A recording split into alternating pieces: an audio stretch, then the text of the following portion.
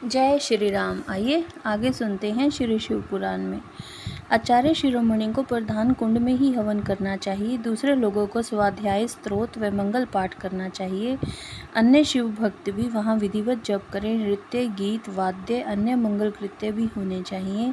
सदस्यों का विधिवत पूजन, पुण्य वाचन तथा पुनः भगवान शंकर का पूजन संपन्न करके शिष्य पर अनुग्रह करने की इच्छा मन में ले आचार्य महादेव जी से इस प्रकार प्रार्थना करें। प्रसीद देव देवेश, देवमाविश्य मामकम विमोच्य नैनम विश्वेश गृह्या च गृह्णानिधे।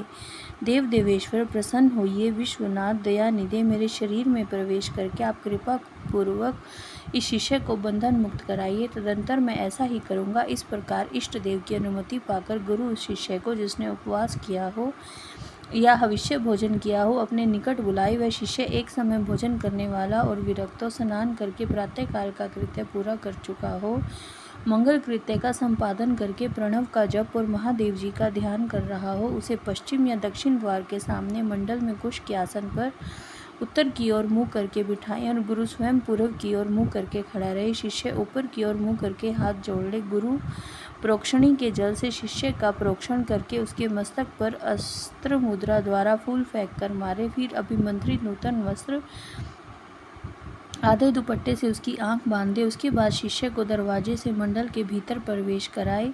शिष्य भी गुरु से प्रेरित हो शंकर जी की 3 बार प्रदक्षिणा करे। इसके बाद प्रभु को स्वर्ण मिश्रित पुष्पांजलि चढ़ाकर पूर्व या उत्तर की ओर मुंह करके पृथ्वी पर दंड की भांति गिरकर साष्टांग प्रणाम करे। तदंतर मूल मंत्र से गुरु शिष्य का प्रोक्षण करके पूर्ववत अस्त्र मंत्र के द्वारा उनके मस्तक पर फूल से ताड़न करने के पश्चात नेत्र बंधन खोल दे। शिष्य पुनः मंडल की ओर देखकर हाथ जोड़ प्रभु को प्रणाम करे। उसके बाद शिव स्वरूप आचार्य शिष्य को मंडल के दक्षिण अपने बाएं भाग में कुश के आसन पर बिठाए और महादेव जी की आराधना करके उसके मस्तक पर शिव का वरद हाथ रखे। मैं शिव हूँ, इस अभिमान से युक्त गुरु शिव के तेज से संपन्न अपने हाथ को शिष्य के मस्तक पर रखे और शिव मंत्र का उच्चारण करे। उसी हाथ से वह शिष्य के संपूर्ण अंगों का स्पर्श करे। शिष्य भी आचार्य रूप में उपस्थित हुए ईश्वर को पृथ्वी पर गिरकर साष्टांग प्रणाम करे। तदंतर जय शिष्य शिवाग्नि में महादेव जी की विधिवत पूजा करके 3 आहुति दे दे। तब गुरु पुनः पूर्वत शिष्य को अपने पास बिठा ले। कुशों के अग्रभाग से उसका स्पर्श करते हुए विद्या या मंत्र द्वारा अपने आप को उसके भीतर आविष्ट करे। तत्पश्चात महादेव जी को प्रणाम करके नाड़ी संधान करे। फिर शिव शास्त्र में बताए हुए मार्ग से प्राण का निष्क्रमण करके शिष्य के शरीर में प्रवेश की भावना करे। साथ ही मंत्रों का तर्पण भी करे। मूल मंत्र के तर्पण के लिए उसी के उच्चारण स्वरूप 10 आहुतियाँ देनी चाहिए।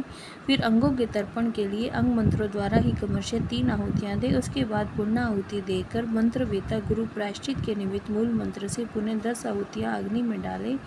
फिर देवेश्वर शिव का पूजन करके सम्यक आचमन और हवन करने के पश्चात यथोचित विधि से जातितः वैश्य का उद्धार करे। भावना द्वारा उसके वैश्यत्व को निकालकर उसमें क्षत्रियत्व की उत्पत्ति करे। फिर उसी तरह क्षत्रियत्व का भी उद्धार करके गुरु उसमें ब्राह्मण तत्व की उद्भावना करे। इसी प्रणाली से जातितः क्षत्रिय का भी उद्धार करके ब्राह्मण बनाए।